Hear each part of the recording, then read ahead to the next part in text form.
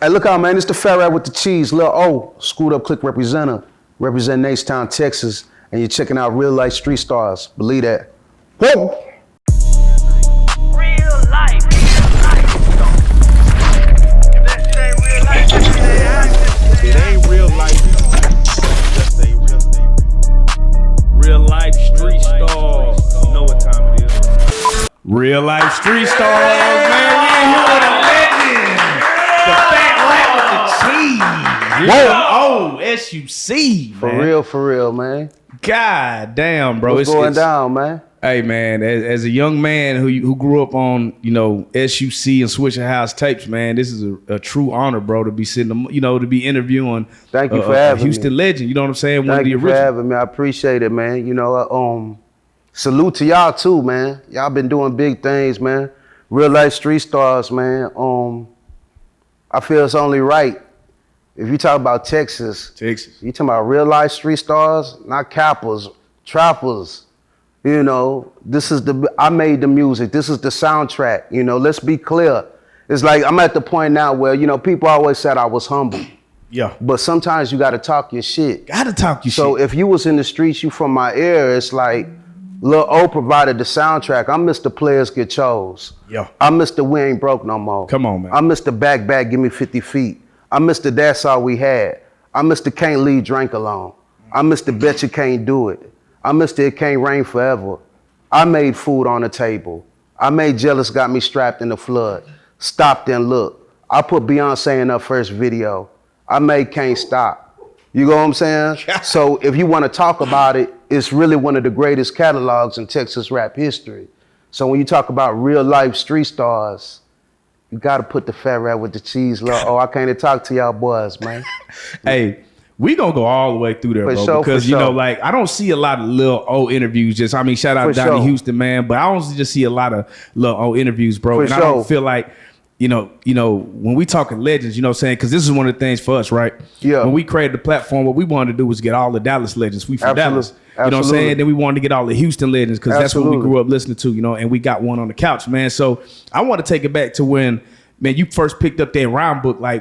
How did you even get into the music? You know what I'm saying? Let's start there, and then we go get to the SUC and all that. You know what I mean? How did you get to that? For sure. Well, I always loved music, but to be honest, I never took it seriously. I always tell people my first rhyme I wrote on lock. You know what I'm saying? And it was more just jotting down stuff, like poems of what I was going through.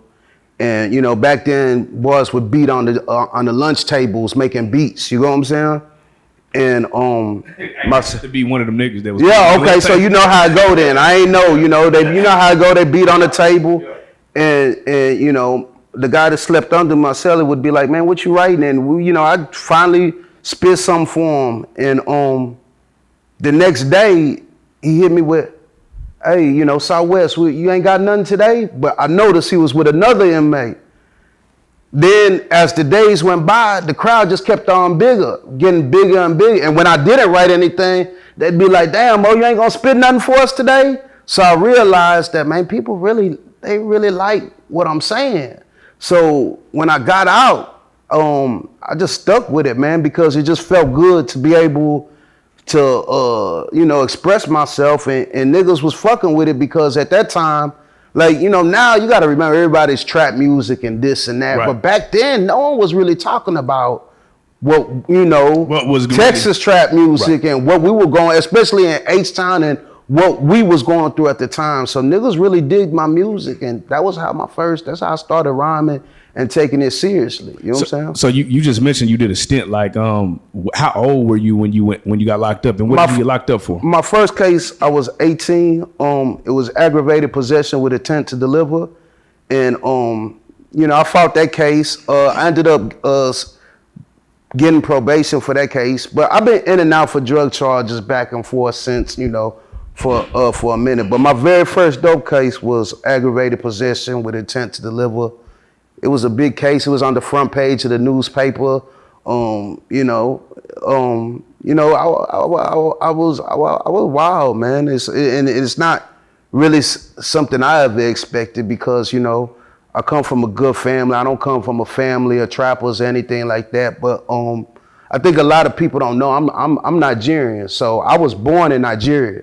So I'm Nigerian too. Yeah, so you know I have a strict African daddy, and it, you know, growing up, it wasn't like we couldn't get the Jordans and stuff like that. You know, my dad, remember the Oyster Clippers with the white boy on top? Like, they ain't supposed to be cutting niggas here. Yeah. But my old man ain't been to no barber college with cut out hair, so I remember having a crooked edge and people laughing at us. So when I finally figured out a way to get these J's, you know, because you remember you know, your dad be like, man, I was 30 years old before I had a pair of shoes that cost that much. You know what I'm saying? So when I finally, my partner taught me how to chop, it's like I was naturally just good at making money. And I think that's a Nigerian thing. Yeah, it was addicting. You know, it's like, you know how we do it, man. If whatever we put our mind to, we excel. If we do good, if it's for good, we'll do great. If it's for something illegal, we're gonna thrive at it too. But we don't half step anything, and I never half step when it came to trapping, man. I gotta ask you now. When you grew up, did you have to go to them parties when you were young, and it was like all night you in there with the big cooler of rice and everybody man, but that's the culture. That's the culture. You know, that's the culture. You know, you open up the igloo. Yes. Look, man. When I tell you I'm a Yoruba boy, man, I eat eba, I eat jollof, I eat like you know, we was always instilled with the hustle, man. I was working when I was 10 years old. I was the paper boy. You know what I'm saying? Like, you know, we was always taught to grind. I still remember wrapping up the paper and putting it in the plastic at 4 in the morning. And I still remember the palms of my hand being so black because of the ink from the paper. And my mama was saying, you better not touch the wall, because the wall be white, you know? And if you touch it, it's gonna leave them prints. You know what I'm saying? So we've always been on the grind. How old were you when you came here? 6 months old. So I grew up here my whole life. You know what I'm saying? So I gotta ask, like for me, right? Most of my family's still in Nigeria, so I don't have a lot of family out here. I didn't really grow up with a lot of cousins, so my homeboys became like my family. If that makes any sense. Did you have a lot of family, or did you just the people around you grew to be family? How did you deal with that? Because it sounds like your firstborn. You asked, do I still have family in Nigeria? No, I'm asking me. I didn't have a lot of family here because you know like you said, I'm like firstborn. Gotcha. So for you coming to America at 6 months, do you have a lot of family out here? Not direct family, but you know, it's like I grew up here, like you know, so it's like it was like growing up. Most of my family, I still have a lot of family in Nigeria. You know what I'm saying? Like I got WhatsApp. Right. You know what I'm saying? But my niggas here I grew up with is my family, man. You know what I'm saying? They my brothers from another mother, man. What you know, the ones that is still here and still alive or still free. You know, it's like the more you grow, you know, you separate, friends turn foes. It's a nasty part of the game. Right. But I didn't really have a lot of family here, but you know, the ones I do have, we all close. I'm one of 5, so you know, me and my siblings, we all real close. You know what I'm saying? You said you put Beyonce in her first video? Absolutely. Wait, we gotta slow walk this because we gotta get to that. Absolutely. That's crazy, bro. Yeah, I wanna. How did that happen? Explain that. You know, for y'all that don't know, my very first record was Can't Stop. It's called Can't Stop, featuring Destiny's Child. Yes. And it's not my biggest commercial record, but it was my big break. A lot of people, it became a Screw tape classic. It was one of DJ Screw's favorite records. You know what I'm saying? So a lot of people is actually used to hearing it more screwed than they are regular speed. So when you talk about the Screw tape era, when you hear that song, that's one of the songs that signify and represent the Screw tape era. A lot of people say, even to this day, if you go to the Screw Museum, the original wax that I gave Screw, the test press, hangs up on a wall. Like, you know, so how that was is at the time, Screw was just the hottest DJ in the streets, you know what I'm saying? And you would just pull up, this was before, wasn't no screwed up records and tapes then. Gotcha. Just so you get the idea. It's not like you went to a store. And how old were you at this time? This after jail, right? I want to say, you know, I'm older now. I'm going to say maybe 17, 18. Too. Okay, gotcha. Or maybe after that. You know, between 17 and 19, I want to say. Gotcha. But Screw was the hottest DJ in the streets, you know. You'd go directly to his house. He had the burglar bars. You slip him the money. He give you the tape. Like, it looked like a dope house. People thought he was selling dope out of his house. So, you know, all the street niggas that was popping at the time would just go by his crib. And you know, so I went to his crib to get some tapes. But whilst I was there, I was like, hey, man, I'm Lil O from the West, man. This is my new song, Can't Stop It. Got my homegirls on there, Destiny's Child. That was, no one, you know, knew what that meant at the time. You know what I'm saying? Right. And I gave it to him. I said, man, just check it out. And he was like, yeah, man, I'm gonna check it out. And I thought he was just joking. But 30 minutes later, my phone rang and he was like, man, this shit crazy. I'm finna put it on a tape right now. And he loved that song so much, he just put it on so many tapes. And it really took, you know, it really put me on a map, because also at the time, the streets I was talking about was legendary dope corners, Braeswood, Wolffair, Club Creek, you know what I'm saying? So when people was hearing me, different trappers from different hoods, they knew, it's like, man, is that the same Lil O? Because there's only one Lil O from that area. So I already kind of had a name already, but people didn't really know I rapped at the time. Right. So that was when people was like, man, we know O. Is that the same? And that's how it took off, man. And the reason how I met B and Kelly and Latavia and Latoya was, a lot of people, Destiny's Child. They all on Can't Stop. You could pull up the the video was on, you know. Yeah. Matthew Knowles was my first manager.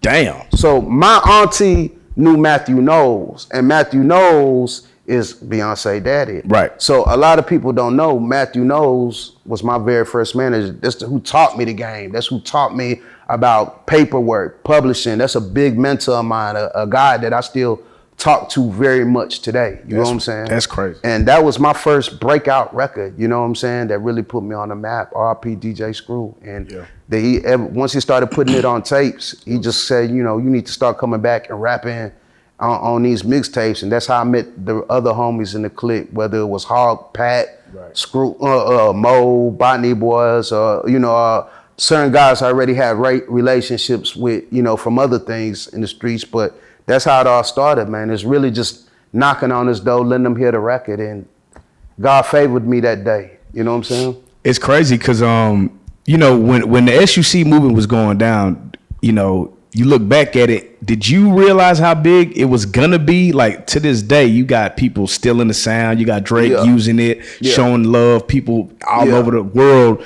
you know, love the sound, and the sound is still there. Did you even know how big it was gonna be? Nah, because I always tell people, it's like, when you're making history, you don't know you're making history, bro. When you're making history, you don't know you're making history. To be honest with you, we was just having fun, man. You know, I think a lot of the reason why a lot of us are still here and making great music is like, all bullshit aside, no matter what, we all really loved music. You know what I'm saying? So yeah, we be over there sipping pints and smoking and having a blast, but we really all loved the music. If you told us back then, we would have done it for free, man. Right. You know what I'm saying? Right. Before we knew we could make a living from it, we would have done it for free, man. It was what a time to be alive, man. And just to have your name ringing on the tapes, because, you know, people be shouting out, what's up? You know, you shout out your hood, you shout out your partners, you say, that's all it was for, man. All the other shit, we had no idea it was gonna become to this. Now it's like, I smiled the other day because I was just listening to Drake's new album. And I heard Screw on there, and it's like, and I was just thinking about, I was like, man, we you know, to this day, man, we really taking it. When he said the world's gonna drip candy and be all screwed up, we did that, man. Y'all definitely we did that. And we still on their ass. And you listen to the music now, you can't deny the influence, man. It's all there. It's all there, man. You can't. Now, you know, with the success of, you know, the DJ Screw movement, I always wondered this, like, was there any friendly rivalry between SUC and Swisha House at the time? Or was it like he was doing his thing way before Swisha House? You know, I think, you know, people always say there was like a little rivalry, but I never, you know, I never felt it, you know what I'm saying? Shout out to Slim Thug, that's my brother. Right. One of my biggest records, We Ain't Broke No More, that's our classic together. I'm on all their albums, he on mine. I think everybody knows SUC is first. That's not even anything. That's not even that's not nothing to argue. And they'll acknowledge that, you know what I'm saying? But I feel like it's never been really a rivalry. You know, they've always showed love to the SUC. Right. We've always shown love to the Swisha House. I love Paul. Cam's always on my projects when he was first starting off with them. You know what I'm saying? So, I don't really think it's a rivalry, bro, to be honest with you. Or maybe we just never looked at it as competition because we the originators, man. Right. Yeah. You know, it's crazy, man, because like I say, a lot of people in Dallas, I feel like a lot of our favorite artists are probably from Houston. You know what I'm saying? A lot of our favorite albums are from Houston. From the Slow and Chop when they was doing the R&B to the everything. Our whole life was like, I feel like, not mimicked it, but we soaked in what y'all were doing. Dallas. Did y'all feel that when y'all came to Dallas or like outside cities that it seemed like we put a lot of respect? Y'all was damn near like celebrities out here. Man, Dallas has always been rocking with me and SUC. Like the love here has always been crazy, man. R.I.P. Ray Prince. That was the first guy to bring me down here for a show. And the crowd was so like, I still remember how nuts it was. And he used to talk so fast. But yeah, man, when you come, man, I'm telling you, man, when you get here, man, it's gonna be crazy. And he was the first guy to bring me down here. And ever since, it's been nuts, man. And to this day, I can still tell you all the different hoods and guys DMing me like, Highland Hills, you raised us. Oakland, so many guys, Oak Cliff, North Dallas, even out in Funky Town, man, Poly Rec. It's like, it's so many hoods that I provided the soundtrack of them grinding and getting money to in Dallas. It's like, and then, Dallas also had a big mixtape scene, Big T Bazaar. Yeah, for sure. George Lopez. That's what we used to get all the kept tapes. us on that. So, the music floated heavily around here, man. So, man, I love Dallas. I ain't gonna lie, man. It's a lot of solid niggas and real niggas that really fuck with O out here, and they really helped me out in my career, and they still fuck with me to this day, man. Real shit. That's a fact. That's a fact. No, real shit. That's man. a fact. I always wondered this. How many records do you feel like you might have sold independently? Because it felt like, at least from Dallas, it seemed like niggas you couldn't get a Swisha House or Screwed Up tape. That shit was always sold out. Oh, man, to be honest with you, I can't count. I know it's well over 500,000. Yeah, it's well over that. Like, we don't even have to. It's well over 500,000, brother, Yeah, I think people, God has blessed me. I've aged very well, but I think people got to understand, I've been doing this a long time, fam. I got a greatest hits album. I got one of the deepest catalogs in Texas history. You know what I'm saying? When I do shows, it's like, it's word for word for a lot of big records. It's like sometimes I think it almost shocks people like, damn, man, I forgot. Oh, had that record. I forgot, did this one. I forgot, all the songs I wrote on City on Serve, Get Back, I'll Do It. The catalog is crazy, man. So when I think about it and how long I've been around, I got a catalog, man. I sold a lot of units, bro. And I own all my masters too. It's like, how people, the new thing, like I own my shit. Like I really, So were you independent from the jump? What was the business like? Nah, I got my first deal with MCA Universal. Those are the guys that gave me my first break, and they put out Can't Stop. But I think people got to realize I'm also one of the first rappers from Texas to get a major deal. So back then, having a major deal from Texas, much less the South, it was unheard of. So they didn't really know what to do with a South artist, but I still give them their props and respect because they still gave me a chance. But that's who put out Can't Stop. Then of course, I backdoored a few years later, and I dropped Back independently, and then the ground shook, and then I went and signed a deal for my label through Atlantic, Mike Carey and Craig Cowman, and that's how Back went nationwide. Got you. I was going to ask you that. Like, do you think for people that are trying to do it independent, what difference did you see between doing it independent versus being on the major? I think people cap a lot and say, I'm indie, I want to own, but I think they don't understand what it takes. Like now I can enjoy being indie because I've already made a name for myself. I know the business. I know how to profit off of it. So the exposure, having a major deal took me to a lot of places. You got to remember, back was #1 in St. Louis, Atlanta. Man, it took me to places that I couldn't have possibly done on my own as an indie artist. Yeah. So when I left being with a major label, I had my name, I had my reputation, I still had my, so I was able to capitalize off into where it makes sense, indie. But to a young kid coming in, you sound stupid to me saying that I'm gonna stay indie. You need to get out there. You need to go see the world. You need to learn the game. You need to go meet the DJs. I don't have no problem with telling the younger guys that haven't already established themselves to go get a deal. You know what I'm saying? It's like it takes time to build yourself up to where you can really be profitable indie. So the social media, niggas just be out here saying anything and don't know shit. Oh, my mask. What is owning 100% of nothing? Yeah. You know what I'm saying? So it's like it all depends on where you are in your career, as far as I'm concerned. Did you ever sell CDs out your trunk? Was that ever a real thing? Let me tell you something. If you are from Dallas, Texas, and in the streets, I have no doubt about it, you have bought a CD from Lil O. Oh, personally? Personally. Oh, shit. No, personally, because look, man, people got to understand, man. I always said to myself, once I said, hey, man, I got to change my life. I got to, I'm done with the streets. I had a name, CDs, when you had a name, man, it's like, it was like selling, it was better than selling. Look, man, I could go to any lot in Dallas with 100 box, 200 box. It's gone. It's going to be gone at the end of the night. Each one $10, $15. That's $2,000 in one night, man. Crazy. And this is the era where you can't lie. We were recording this. They're going to look at these interviews. They know me from selling CDs out my trunk. From Dallas to Oklahoma to Arkansas. If someone going to watch this interview and I still get the DMs, they're going to say, I still got them tapes you sold me out your trunk.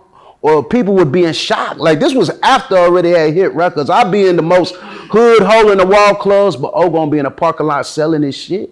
And I knew I'd always be good because the streets love me. And a lot of these fans that made me, they still have these CDs to this day. And it just makes me feel good because the hard work was really put in, man. I went all throughout the South selling CDs out my trunk, man. Did you ever have to deal with a bootlegger?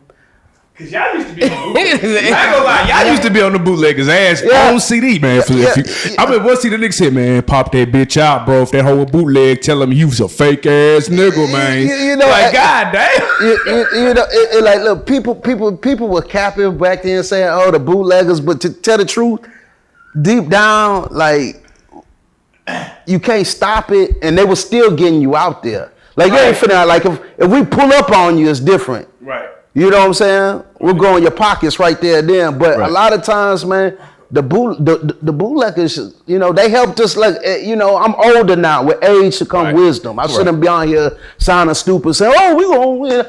They really spread our movement. We couldn't be. This was before the internet, bro. So it's like now, with one click, everything spreads all over the world.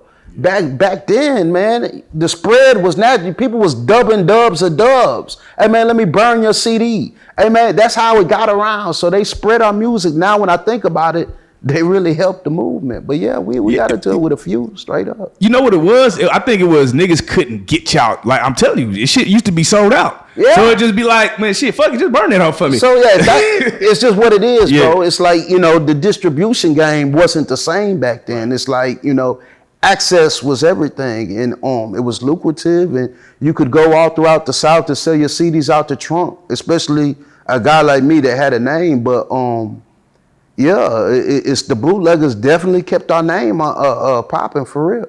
Because what you gonna do? You gonna wait when they say, oh, we'll get some more Lil O CDs in 2 weeks, man. We don't order some more from Southwest Distribution. Right. You get what I'm saying? Nah, you want your shit there. Right then and there. Right then and there, man. So let's talk about that. I remember y'all used to, again, I don't know what it was about Houston. Y'all used to put a lot of game in the actual record. Like, a nigga could never be from there, and we knew all the streets niggas used to be on. We knew about the boppers and how they did on the, like y'all used to put the information in the CD, right? Yeah. And one of the things y'all used to talk about was Southwest Wholesale. Absolutely. How did that change the game? because it was one of, we were very fortunate to have a large independent distributor in our own city. Right. It's like in our own backyard. And I still remember going up there, dropping off 200, 400 boxes. And you gotta remember, this shit's selling like dope. Like, shout out to Robert Gilliman. We own him a lot. That was the owner of Southwest Distributor. And he knew it was gonna sell. A lot of times we didn't even have to wait for it to sell. Hey man, bring me 600, bring me 800, bring me 1,000. I'm gonna just buy them from you up front. So it was a blessing to have that system in your backyard. And you gotta remember, that's how we learned how to deal with all the other, that was back when, there were record stores. So we had someone that had, this is a list of all the record stores. This is who's buying all your stuff. This is who's ordering it. Hey, if you go on the road, when you go to Bryan College Station, stop at this store. When you're in Triple D, you stop at this store. When you're in Waco, you stop at this store. All because let's just be real, we ain't had no organization. We weren't organized, but we had this one guy that really was organized because that's how he did it as a business and didn't mind sharing the information with us. Like, hey, so it was a blessing, man. It was a blessing. And I used to see everybody that came out this region started with I used to see Baby and all them up there. Yeah. Coming from Cash Money when dropping off they shit. Jay, it was an independent hub, man. That was the game at the time. That's crazy, bro. So, one of the things like back for us, it just seemed like Houston, y'all had y'all togetherness on lock. Like y'all had, on one side you had the Screwed Up Clique, other side you had Swisha House. Yeah. Where it just seemed like niggas was just rapping together and collaborating. Yeah. Was everybody fucking with each other, or was it just like, man, y'all just knew what to do to get to the money? Nah, I think as far I can't speak as far as Swisha House because I don't know. Right. As far as SUC, man, we really loved each other, man. That's what's up. And we really fucked with each other. And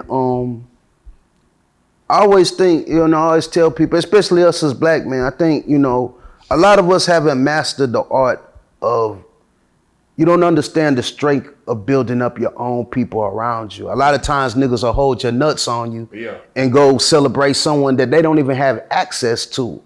So I always understood, man, I might not be able to get Jay-Z on a song.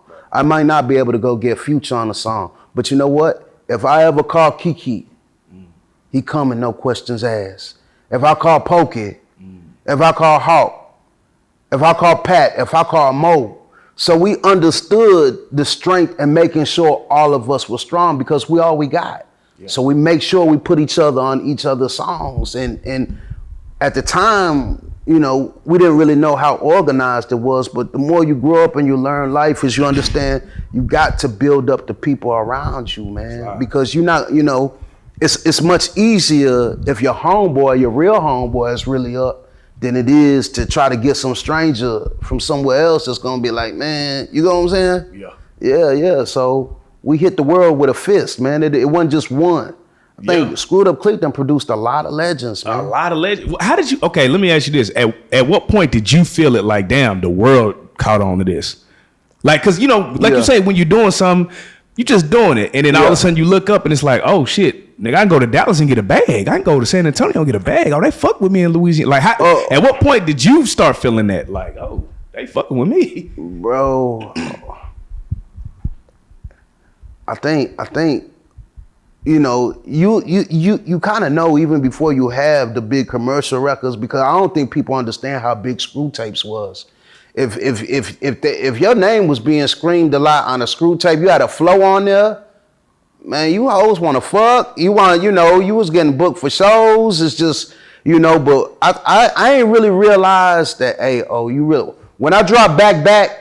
Oh yeah, that was certified. I knew something was different behind. That took me from hood fame to national to mainstream fame. Yeah, you get what I'm saying? Right. So that was when I really realized, like, this shit for real. You never during that time. You never moved out of Houston, right? Nah, I never moved out of it. I think that might be one of the differences between a lot of cities. I feel like the people that's getting money in Houston stay in Houston. Yeah. How much do you feel like that helps the city? When you got the big name artists still living in the city and helping the other people bringing them up. I think we were just fortunate because the city just rocked with us so heavy, man. You know, I would encourage people to move around. You know what I'm saying? Because I think now, especially now, people tend not to, when people see you every day, it's easy for them to forget sometimes because they so used to seeing you. You get what I'm saying? But we're very lucky that our music isn't just music, it's the culture. So, you know, we're still treated like royalty, but I still believe in moving around to this day.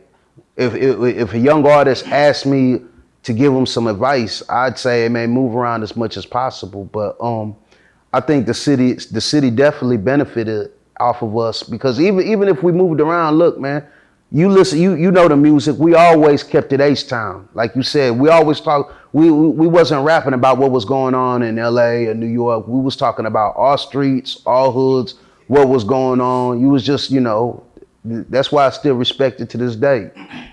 What's one of the worst things that happened in the rap game and one of the best things that happened while you've been in this rap game?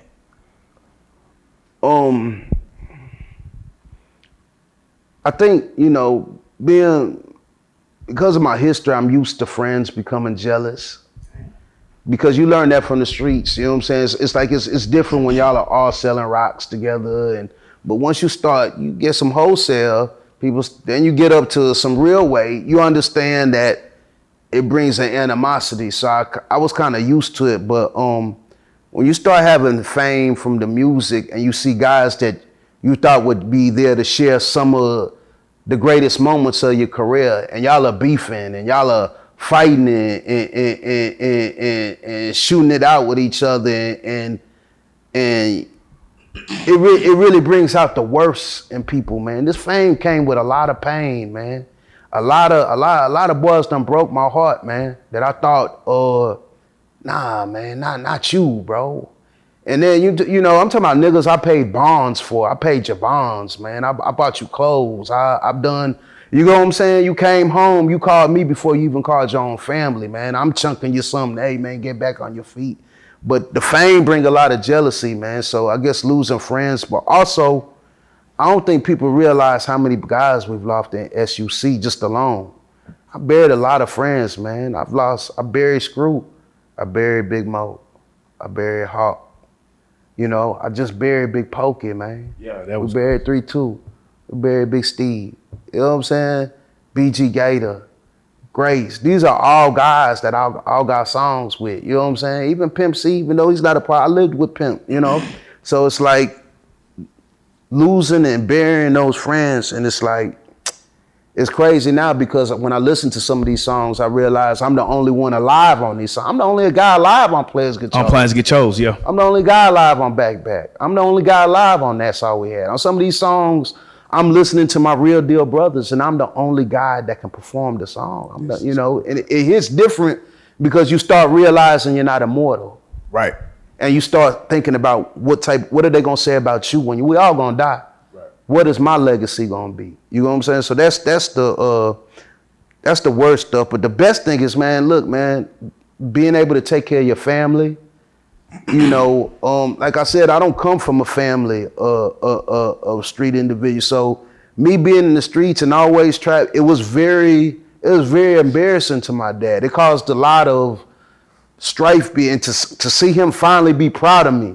I remember I used to pull up in cars and everything. He used to be like, look, man, I don't care how much money you make off the streets. As long as it came illegal, you'll never be nothing to me. So when he finally saw me making a legal living and him being able to be proud of me, and that's why I see when I hear rappers complaining about this and that, man, I don't know what hood you from or what your past. You crazy. All this shit is better than selling dope and being in the street.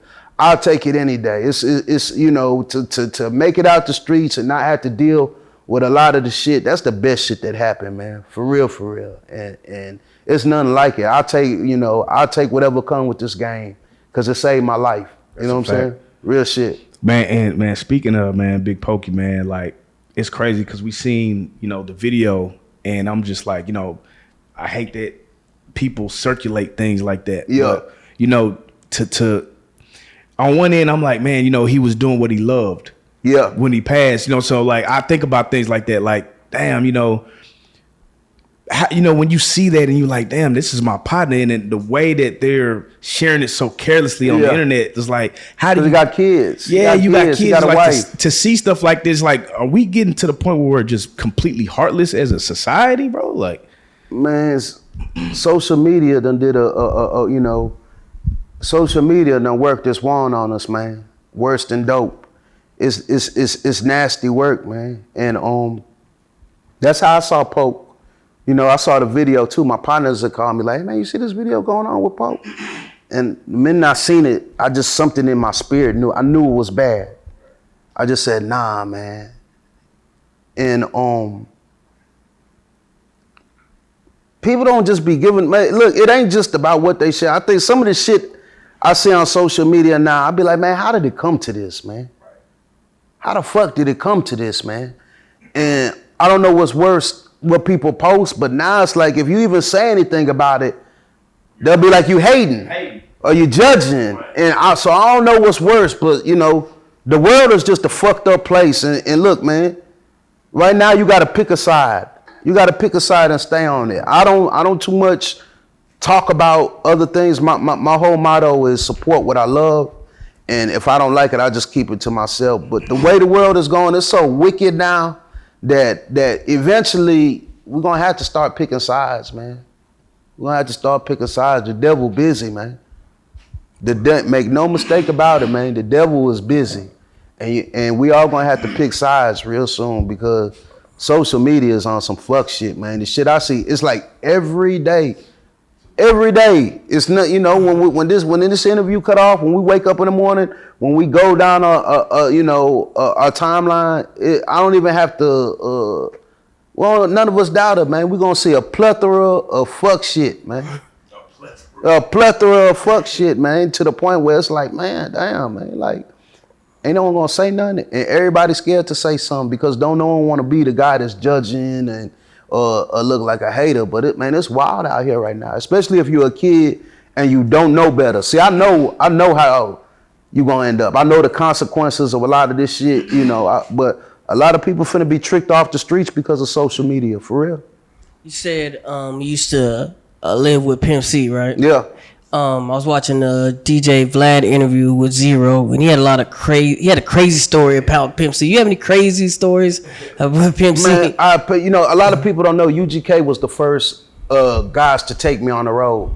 Oh damn! To go on tour. So what song was it that they heard? Is it just from the freestyles, or was it the Destiny Child song? What song? I want to say it was Can't Stop. Okay. I want to say it was Can't Stop, and they took me on the road. So Pimp had just moved to Atlanta at the time.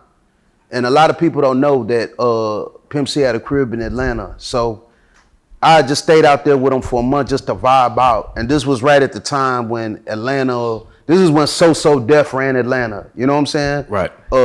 Too Short had just moved to Atlanta. So I remember going out, you know, Pimp was the first person to take me to Magic City.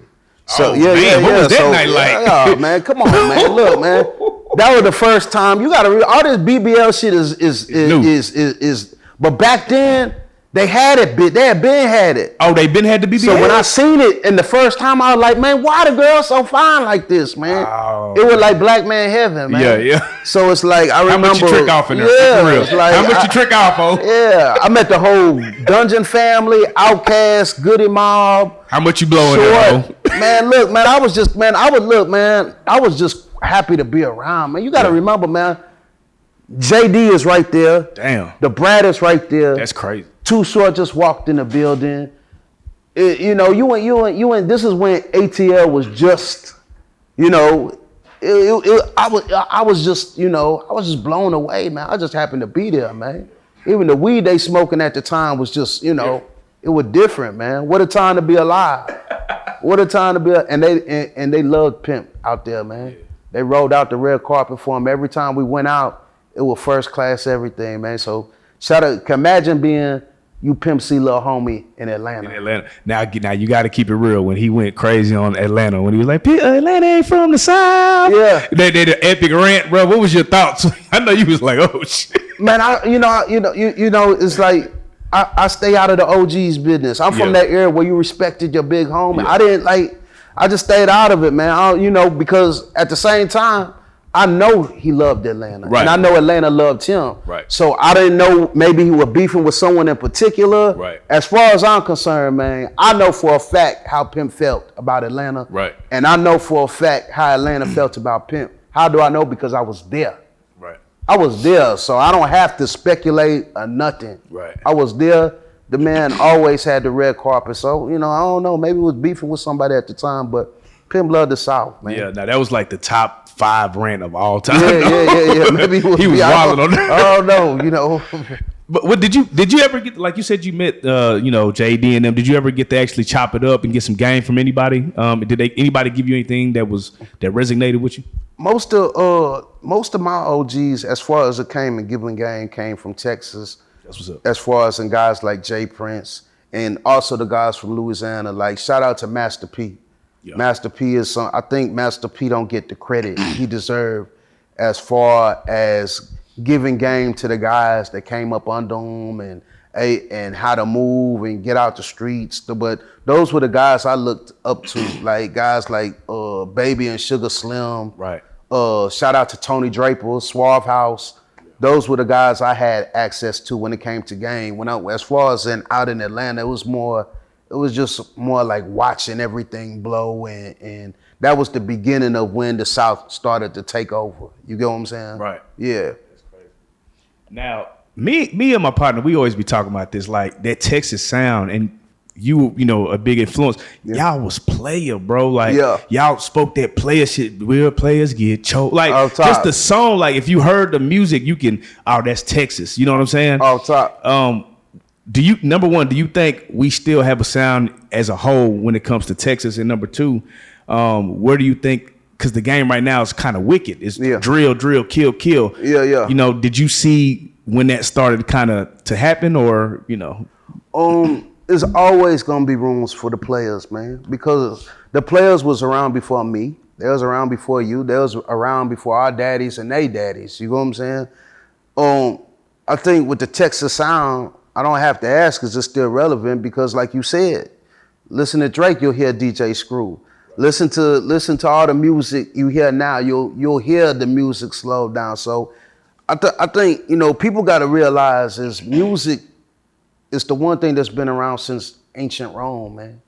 If you making real music, music is a feeling. That's why we're still here, because the music we make touches the soul. So much of the shit, it comes, it goes, it don't last long. When I'm performing, I'm still doing songs that have been around for years because we make real music. And as long as the real music always hits the soul, it'll be around. And the Texas sound, I think it's important you sound where you from, because who wants to listen to me sounding like a nigga from Brooklyn? Right. You know what I'm saying? I think it's like I like to travel. When I travel and I go to these different spots, I don't want to see anything like what I'm used to doing in Houston. I think that's what makes us special. So people got to embrace who they are, and a lot of times they get lost in the sauce trying to sound like everybody else, when really I think originality is what keeps you around. I ain't never gonna switch my sound or try to sound like anybody else. I might update it or put a twist to it, but I think it's very important you know I'm from Texas. Yeah. And you know, one of the other Texas legends, man, Chamillionaire, he used to shout you out a lot. That's and my brother. Now it makes sense why y'all probably fuck with each other, because he's Nigerian. Yeah, but you know, but you know, me and Cam the kind of dude that we don't talk every day. We might not talk for 6-8 months, but when we talk, it's like 2-3 hours. Right. You know what I'm saying? Right. So it's like, he's a very smart guy, and we talk about life, you know, just investments, business, where the game's going, what's next. He's one of those guys that you know, that I really enjoy talking to him. Right. You know what I'm saying? So shout out to Coop, man. And it's crazy, man, because like I said, down here, I was a huge Chamillionaire fan. He went on a run for like 6 years where he didn't have a whack verse. It was like everything he put out was crazy. What was you thinking like when you was looking at him like, damn, bro? Like, you know, certain guys to me don't have whack verses. Right. Like Jadakiss to me. Right. I don't know. Cam is a spitter in general. Facts. He's a MC. Ain't no weak Cam verse to me. So it's like him hearing him do his thing is just what I've always expected. You know what I'm saying? Right. Yeah, I expect that from Cam. When I call Cam to come get on the song, I already know what to expect from him. I call him for the lyricism. You know what I'm saying? Facts. So, man, you know, fast forward, it's 2023. You know what I mean? You got a new album. For sure. The greatest of all players, man. But say it again. The greatest of all players. The greatest of all players. The greatest of all players. Now, I got to ask you, man. We're going to run through a couple scenarios, man. I just want you to tell me if it's player, if it's not player. Okay. You feel me? All right, boom. All right, man. I'm at the strip club with the homies. I go over the budget I blow too much of the bag on the strippers. Is that player or is that not player? I mean, you know, look, I always tell people, if you go into a strip club, the girls in there got a job to do. Don't be the nigga that goes to the strip club and don't throw no money or be in there roaching. Just stay home. But yeah, definitely don't fuck up all your bag on strippers. Once you hit that limit, you go over that, that's not player. But I'm all about supporting the ecosystem, man. I can't be the nigga going to the strip club, just sitting in the corner looking at pussy for free. I'm going to spend a little something, but I ain't going to over-trick my sack. That's like fucking up your re-up, man. Let's say over-tricking. So, over-tricking. So if a nigga... it's not tricking, though, in the strip club. It's just having I'm not fun. talking about... I'm saying this is a different scenario. Okay. You meet a young lady. You know what I'm saying? You get, she want to go on a date. Yeah. You just go too crazy. Like, What's too crazy? You might let's say, hey man, you give the girl some money to get the babysitter. You get the $600-700 plate. You take it out. You blow the back. I mean, just saying, you just going too crazy.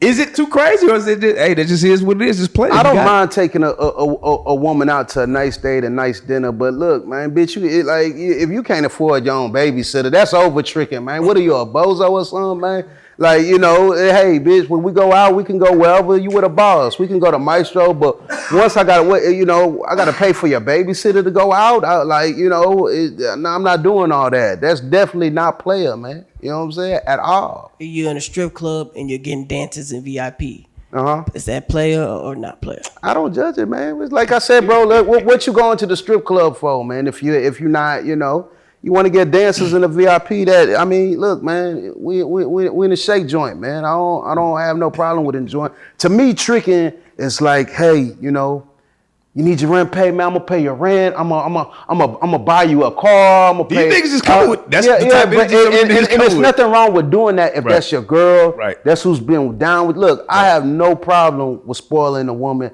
that's loyal to you, that speaks life into you, that prays for you.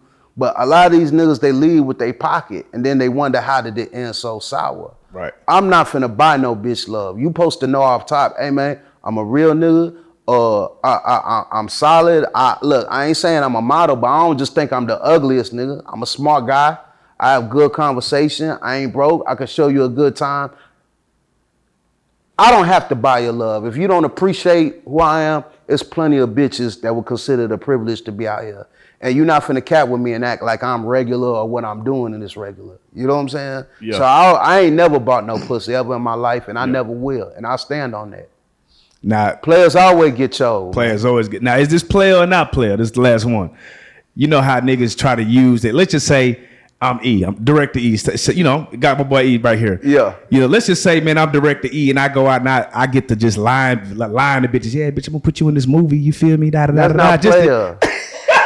I put you in there.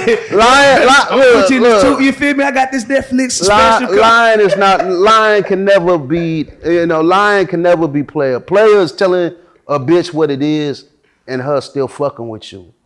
That's player. You know what I'm saying? No matter what it is, I don't care. Hey, yeah, I got a gal. Yeah, whatever. This, and it's at least you gave her the choice. A real player. Look, man.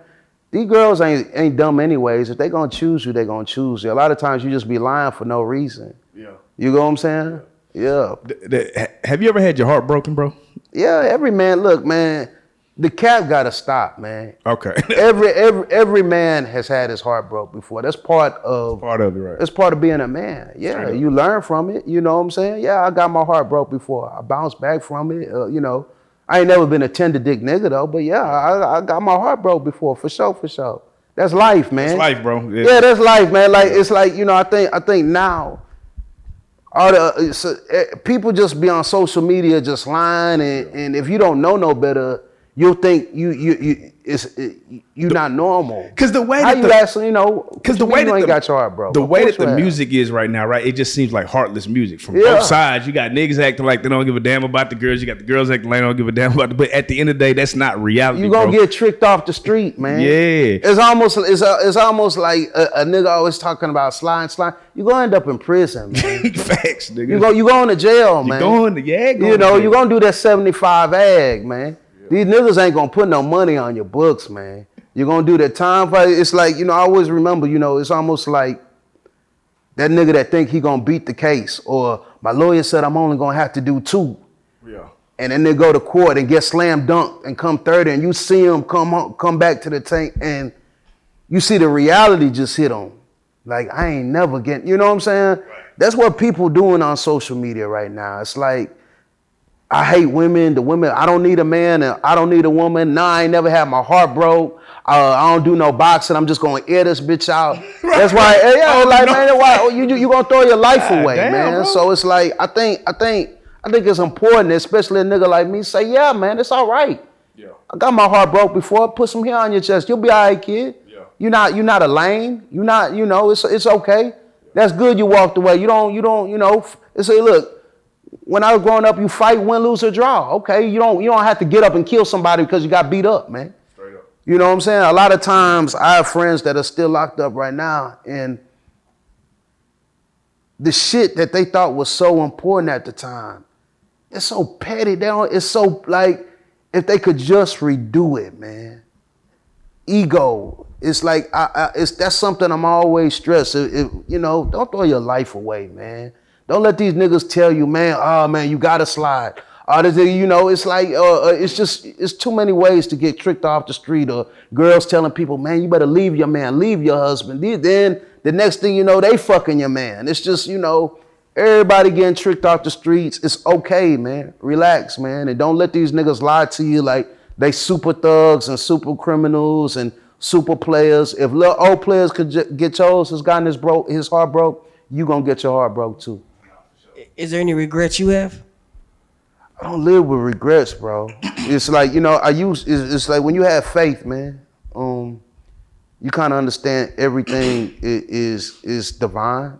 You know what I'm saying? Of course, we all wish, if I knew then what I knew now, small choices, but I kind of understand everything. Everything I went through has shaped me to what I am today. And I'm very proud of what I am today. You get what I'm saying? Man, even when they sleep. Yeah, no doubt. Even when they sleep. Yeah, bro, man. That song is crazy. Thank you, man. Hey, man, I ain't gonna lie. It's funny. Like, when we do interviews, we gotta do the research. We go through the music, and I'm sitting here just going through your catalog, and I'm like, man, you've been consistently going crazy. Oh yeah. You've been consistently going crazy, but maybe the exposure, or maybe I haven't been aware. And I've been asking myself, why does that happen? You know what I'm saying? The awareness, maybe I'm not tuned in or whatever it is, but we definitely gonna put this out there for the world to see. But for you, you coming back with Even When They Sleep, and we got other songs. Yeah. Number one, who made that beat? Who all put that together? Because that is a When They Sleep track, is my newest video and single. It's out right now. It's produced by legendary Texas producer Sean Solo. If you don't know who Sean Solo is, this is the guy that made Swangin' and Bangin', Pimpin' Pins, Heart of a Hustler, Mind of a G, Zero, Too Many Niggas, That's All We Had. Like, this guy has one of the greatest catalogs in Texas rap history. So when he reached out to me like, hey, I'm doing an album on Water World 2. I'd love to have you on there. I got this beat I want you to hear. When I heard it, I just loved it. And I was already honored to work with him. Like, he already produced one of my biggest records with Big Pokey, RIP, That's Why We Had. So when I heard it, I was like, yeah.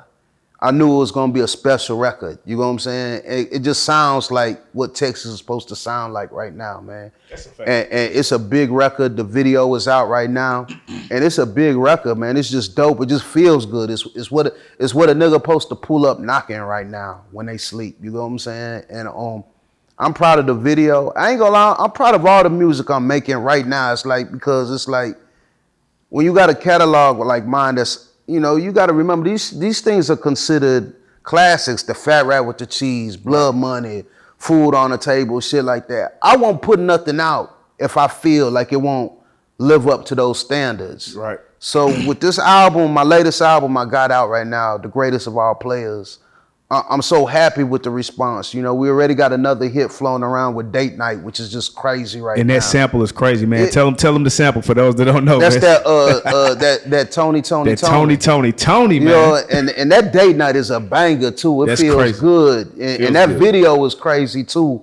Then you know, we got the record with Bun B and Big Marcus Trill. Right. And I just think that's a dope record right now because with all that's going on in the world right now, I think people forget that music is supposed to help you get through things as well. And with all the shit right now, especially niggas is dealing with all the depression and social media, it shit'll make you crazy. So Trill is more of a song saying that, hey man, no matter what it looks like or what people are telling you, you're supposed to be, remain focused, stay trill, don't lose your composure. And I just really love that record and I love the video. And I love the album, man. The Greatest of All Players is dope, man. Yeah. Real shit. If you loved any Lil O album, you're gonna love this new album right now that's out right now. It's a dope project. We got a lot of videos. Bossed Up is another video that's crazy. T. Lee. T. Lee.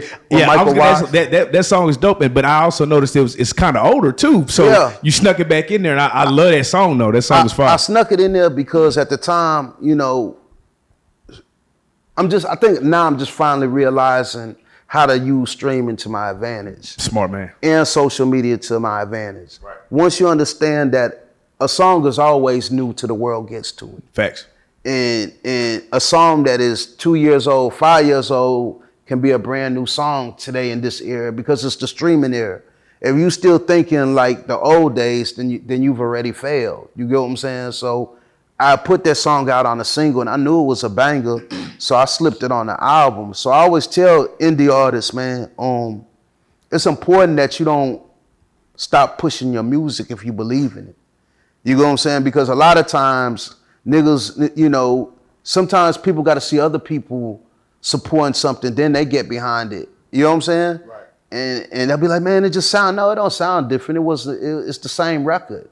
But you know, that's just how it goes, man. It's like, you know, you gotta make niggas respect the game sometimes. And I don't mind it because I think that's part of being a legend. Yeah. Everybody throw that GOAT around, but to be a GOAT, man, you got to be able to stand on business when everybody ain't clapping for you too. You know what I'm saying? That's what makes LeBron and Tom Brady and all those guys GOATs, man. They not always gonna cheer for you. Right. So when them times when they ain't cheering for you, you gotta stand on business and say, hey man, yeah. So that's why, you know, now they starting to pay attention to T. Lee, but it's pretty much me saying, I've been in your face with these new records, man. Now they paying attention. So let me ask you this, you know, now that you're, like I say, I feel like the one thing that some of the old school artists don't do really is they don't do interviews. There's not really a big social media presence. Yeah. But then when they do get on social media, a lot of times it goes up because a lot of us don't really even know what y'all look like. Right? That'd be the thing. Like we never really knew what y'all looked like. We fuck with the music, but we never like connected the two. For you, do you find that difficult? Because, you know, I feel like back in the day, y'all artists were mysterious. Like we didn't know nothing about y'all. We just loved the music. But now it's like the opposite. They want to know everything y'all do. So do you find that hard to kind of? Well, you know, I had to get out of it because, like I said, I'm from a different era. It's like, now niggas get on social media doing crimes, waving guns, so all the shit that I just think is just wow. Nigga kill you and go live stream it. It's like, so I was always from the era we kept private. You know what I'm saying? But in this time now, it's like you have to, especially with social media, the world has gotten smaller now. So it's like we don't have to go to the Breakfast Club now. You know what I'm saying? We don't have to go to the morning show. It's like you have to take advantage of it. So even if you're a private person, a guy like me that's always been a private person, I understand that, hey man, people need to be able to talk to me and see me, and I think they appreciate it too, because I got something to say, man. Because it's so much foolishness out there, man. A lot of people getting tricked off the street. If I want to be remembered for anything outside of just my music, I think people always say, Lil O always gave us some game. Lil O always gave us some news we could use. Yeah. I ain't never gonna, you know, because I ain't never gonna, I know I've gotten too much pain from this game. Right. So I'll never say no foolishness and put that on the kids under me, because I know what hell awaits them. Yeah. You know what I'm saying? Yeah. Yeah. And it's crazy, like I say, I feel like, especially when this interview dropped, they're gonna be like, damn, Lil O, it's just one of those things, because I'm even looking at the comments in the music and they're like, this, that, Lil O, like they be missing, you know, this type of flavor. Like I feel like the game, like you say, we just talk about how the music ain't sticking. Yeah. And I feel like you can hear the hunger in your music, you know what I'm saying? And so doubt. When people hear shit like that, it kind of sticks. So what I wonder now is, like, how do you plan on keeping this going? You know, now you doing the media run, you know what I'm saying? What's the next steps for O? You feel me? Just more music, because you know, look, I'm not in the music business as far as, like I said, a lot of the music that comes out now, it comes and goes. Right. And I can't play that type of game as an indie artist. Nor can I afford to. You know what I'm saying? Because it's like the blow up game. You know, if you pay the right niggas, they'll play a song called I'm a duck that twerk. I'm a duck that twerk. It is nothing that, I'm in the art music. I'm in the art game. Right. Meaning that the songs I make, I try to make sure it's timeless. Right. So as long as I'm passionate about this, and I'm still passionate about the music, I'm always keep on doing it because I really love it. And I'm just grateful that after all these years, I still have people that fuck with me and love my music and are still looking for it. And you know, it's just like you said, a lot of people don't know. Right. They might have people that still don't know, and there are a lot of people that do. That's the beauty of the game right now. Right. One day someone don't know it, the next day, you know, the world knows the song. So it's like being an indie artist for me right now, it's a wonderful time to be alive, man. So it's just more music, more videos, staying in their face, and the music gonna speak for itself, man. If you loved any Lil O record, if you listen to any of these new Lil O records, you're gonna love it. You're gonna love When They Sleep when you hear. If you're a Lil O fan and you hear When They Sleep, you're gonna be like, I can't believe this guy is still able to make records like this. That's what I said. I was like pleasantly surprised going through the catalog. Like, damn, you jamming still. Yeah, man, I ain't lost. Man, I think I'm better than ever, to be honest with you. Yeah. When you hear songs like Date Night and Trill, when you listen to the Greatest of All Players album, I ain't missed a lick, man. I'm on a road, man. So how hard is it to get past somebody being like, oh man, that's the back 50? You know how that shit go when you have a certified classic hit and you're putting out new music. Some niggas don't even, it's like they know who you are and they fucking with you, but they're not really tapped into the new shit. So how hard is it to get people past, that was that, nigga, but check me out now, I done grown. Like, how do you... I defied the odds too many times to care anymore. It's like, because, you know, you're only as good as your last hit. Right. Do you know how many times people said I couldn't, let them tell it, there was going to be nothing after Players Get Chose. Then it was Back. After that, it was nothing, it was supposed to be nothing after Back. Then we had records like Bet You Can't Do It. Then, you know, the YouTube blew up. Then we had records like Me and Ro Can't Leave Drink Alone. That just, you know. Boy, that might be one of my favorite songs of all time. Yeah, it's like, you know, it's always going. And guess what? When these new records right now go, you know, get bigger and bigger, they're going to say it again, man. Right. And you got to always be able to rise to the occasion, man. Look, man, consistency wins wars, man. Right.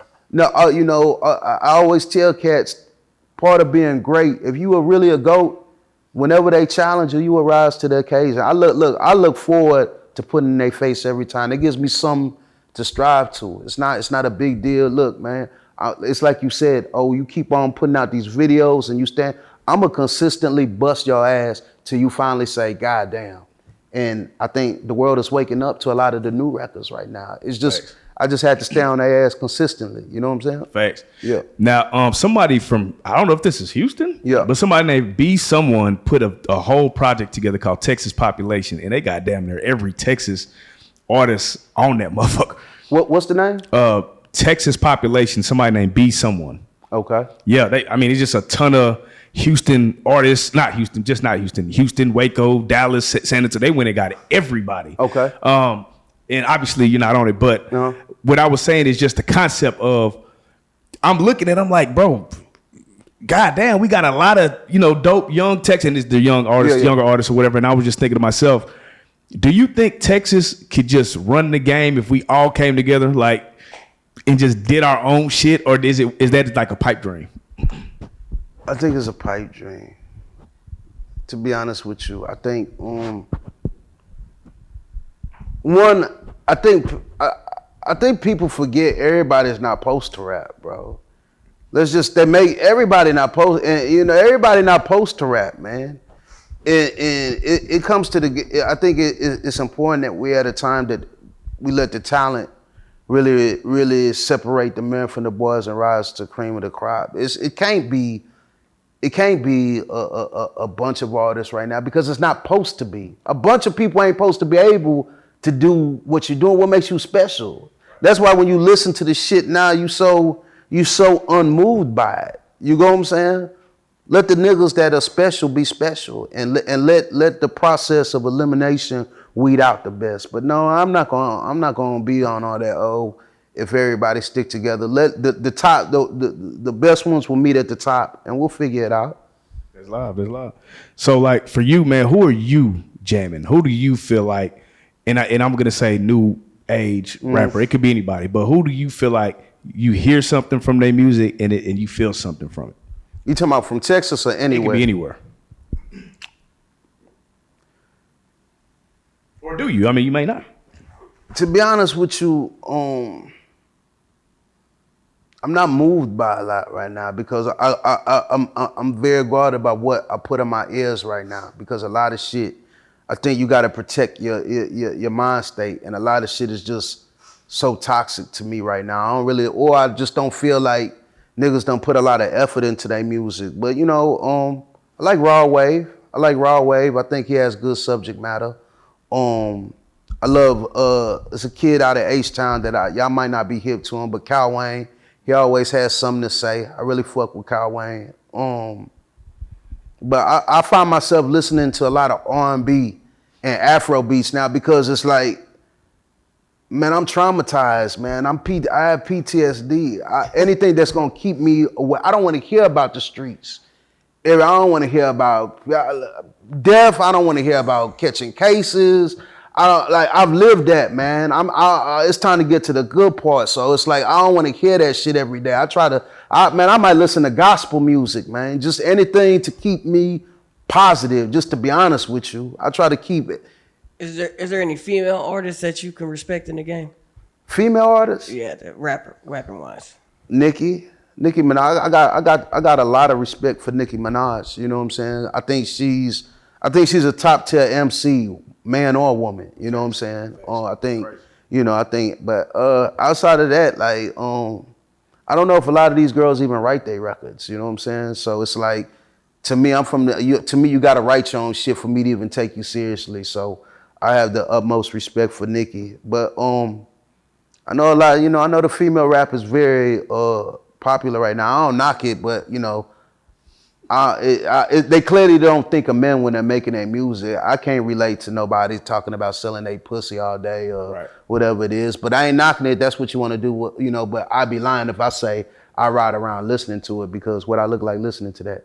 But do you think this music is getting more destructive, like, as far as actually the youth, like the messaging that, because there's a lot of power in the tongue, you know what I mean? And I feel like people are using it very loosely and carelessly when it comes to the music. It's nasty work, man.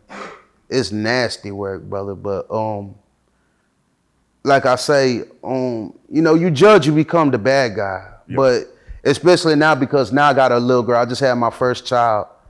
And it's things you don't understand till you have a kid. And sometimes I look at my little girl and I listen to some of this shit I see some of these women rapping about with no shame. And I just say, God damn, dog. Like, and it's always been there, but ain't no shame no more. Ain't no shame in it no more. You know what I'm saying? Yeah. Ain't no shame. And what the fuck do we do about it, bro? It's like, you can't, look, man, I always tell people, man, you gotta let people do what they want to do, so you can see what they rather do. If these hoes, this is what these hoes is doing, and you see that's what they are, you just gotta really sit back and act accordingly. But yes, I mean, it's sad to me, you know, and I think a lot of girls are getting tricked off the streets. But it's like me getting on here talking about, hey man, you hoes respect yourself. Man, hey man, what's that gonna do, bro? You know, they gotta do it for themselves, you know. One thing I will say to all the girls that still have values and respect and are looking for love and trying to do better with yourself, it's still real men and real niggas that appreciate you. Real shit. Don't get tricked off the street. Don't let social media think into feeling like only the hoes is winning. You know what I'm saying? Because it's a big lie. That's a fact. Who is the most underappreciated in this music? The producer, the engineer, or the songwriter? The producer, the engineer, or the songwriter. I would say the engineer, because a producer still can get his we know big producers, right? Right. We know big songwriters. Name a big engineer. Guru. Huh? Guru, Mike Dean. Guru is a producer. Oh, I thought he See what I'm 40, saying? 40. Drake's producer. Okay, Drake's 40 is a producer. That's true. Turn me up, Cruz. Who's the nigga that Big Mill be shot at? Cruz. But you're right, though. You're right. They're producers, but right. The engineer who mixes your shit, who masters your shit, is so important, man. Right. Thinking about, like, shout out to my engineer, Bruce Bang, iMix Studios. To me, one of the best in the game. Right. This is why my shit sounds so clear. I sit in all my mix and master sessions. You know, shout out to guys like Mike Dean that really, to me, is set the tone for the standard of how a song is really put. Man, I think people don't understand how great Mike Dean is when it comes to sound. That guy is different, dog. Different, bro. You know, to this day, some of the greatest artists in the world still understand that. Right. But you know, definitely the engineer. I don't think the engineer is appreciated as much. He's definitely the least appreciated. But his role is very important. Who is like, do you think is pushing the wave in Houston right now when it comes to producing? Who do you think is like the person pushing it the hardest right now? Houston has a lot of great producers, to be honest with you. So shout out to all the producers doing their thing. Shout out to all the guys that produced on my album. But you got guys like EXO definitely doing this thing. You got guys like Chose. Chose is definitely doing this thing. Guys like Solo that produce When They Sleep. You know, a lot of the OG producers are still kicking ass thoroughly. Shout out to Kojak. Kojak is a mean producer, and he produced a lot of shit on my album. Shout out to Dallas's own Mr. E. He produced the first song on my album, The Greatest of All Players, with DJ Chose. You know, if you know Mr. E, he's a Dallas legend. He been out here putting in work for a long time. So shooting movies, that boy do it all. Yeah, definitely. So I think Houston alone just has a lot of incredible producers. Shout out Fred Arnold, Mike B, man, Big Swift. I don't want to leave out nobody, man. But we got an incredible amount of talent when it comes to producers, man. And I wish all of them the best. I still want to I still want to work with a lot more, you know, but I'm big on when timing is right, because when I make a record, I always try to make something that's timeless. So I won't just pick a beat because that producer made it. I gotta feel something in it, you know. But yeah, we got a lot of producers pushing the envelope, and I wish them all the best. It's someone else I'm supposed to be saying too, and he's really pushing the envelope right now too. And he has Big Dancing with his too. I feel awful, man, because I know I need to say his name. I know it'll come through there. I think I remember it soon. I remember it soon when it comes to me, man. But yeah. Shout out to all the H-Town producers. Shout out to all the Dallas producers. Shout out to all the Texas producers, shout out Texas, man. Texas is like its own little country, man. And for real. I always felt it was a blessing for me to be able to just tap into Dallas producers as well. Dallas always has been good to me, man. Real talk. So shout out to all the H-Town and Dallas producers. Man, you know, the Texas Rangers were playing Houston Astros, man. And I feel like y'all done been to like 7 World Series back to back, bro. Just let us get one. God damn, bro. What's wrong with y'all, man? Man, them Astros are serious. It's not gonna happen, bro. The Astros are serious, but I don't want to I'm not really a baseball guy. Nobody is, bro. Yeah, I'm not. I be listening to that, man. Nigga, you know damn well you don't pay attention to baseball, but World Series time and H-Town is a vibe. It's different. It's so that's the time when we really take look at baseball. All the bitches want to go to the games and shit like that. It's just a good time. But I'd be lying if I said I'm just a baseball nigga. I'm not a baseball nigga. Yeah, that's what's up, man. Let me ask you this, man. 2023 and beyond, man. Lil O, you got your album out right now. You said more music is in the plans. Do you have something cooked up already? Man, we just shooting more videos for the greatest of all players, man. Look, I can't stress this enough. My latest album, The Greatest of All Players, out right now is a classic. If you a real Lil O fan, I promise I didn't let you down, man. If you loved Food on the Table, if you loved Blood Money, if you loved The Flood, The Fat Rat with the Cheese, you're going to love my album that's out right now, The Greatest of All Players. Make sure you check out all my videos from the album. Date Night, the Date Night video is crazy. When They Sleep video is out right now. That's crazy. The Trill video with me and Bun B and Big Marcus is out. Crazy. High Siding video, Bossed Up, T. Lee. I got videos for all those right now. Me and Mr. E is actually shooting a video real soon to the record #1 on my album with DJ Chose. We're just doing a lot of visuals right now. So I'm really staying on putting the album, The Greatest of All Players, in their face for a minute before I drop the new project. So y'all just make sure you check out all these visuals that I got out right now. Check out the new album. And people got to understand I'm still an indie artist. So it's like, I think because I've had so many hits, people sometimes think like I have this big major push, but all my shit has always came from word of mouth. So make sure you tell a friend to tell a friend to tell a friend. This is how this shit got started. This is why I'm still here. You know what I'm saying? The streets made Lil O. So check out the new album, The Greatest of All Players. Check out all my new videos. Follow me on all my social media. Everything SUC Lil O. SUCLILO. SUCLILO. That's everything. That's Instagram, TikTok, Twitter, Facebook, YouTube, everything SUC Lil O. We just grinding right now. It's a great time to be Lil O, man. It's a great time to be busting their ass with these new records, touring, still performing all these classics and adding to the, I feel like there's still a lot of chapters to be made in this book, man. Now I gotta ask before we get out of here, one last question.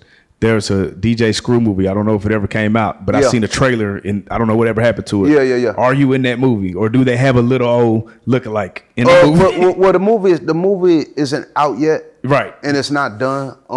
Will there be a Lil O lookalike in the movie? I'm not sure yet. I do know. I hear Travis Scott is just got involved. Okay, so he's in about to funding, make it go crazy. It's about to be. I know they've got a real budget to shoot it now. Right. So I don't know, but I think Screw's story needs to be told. That's a fact. And I support it, and we'll see. But I mean, who would you want to play you, bro? Who would I want to play me? Yeah, Idris or somebody.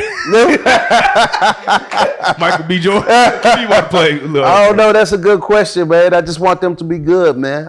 I just want to make sure it's a good movie. Yeah. I just want to make sure it's a good movie and it tells our story right, because I think people sometimes, it's all good for me to be here on the couch, but these are my real brothers, man. Right. They're my real friends, man. These are people that helped me feed my family for years, and these are the guys I toured with for over 2 decades. I know they children. I know they stories. Screw's story is important to me personally. I'm still not over Big Pokey, man. Like I did an interview the other day, and we was talking about R.I.P. And then he said, don't forget Big Pokey. And I kind of paused for a second because I'm still not used to saying R.I.P. Big Poke. Yeah, that's my real dog. That's crazy. So how Hawkins represented means a lot. How Mo was represented. I whispered in Mo's ear before he died on his deathbed. I know these boys personally. You get what I'm saying? Right. So how their story is told, it really means something to me. So, and to be one of the few guys that's still alive, it's I don't know, it hits me sometimes when I think about it, because I was laughing about the movie, then it hit me like, God damn, man, this our story. Right. It's our story, man. So you probably will be. And I'm one of the few here that like I'm not just repping for me anymore, man. Right.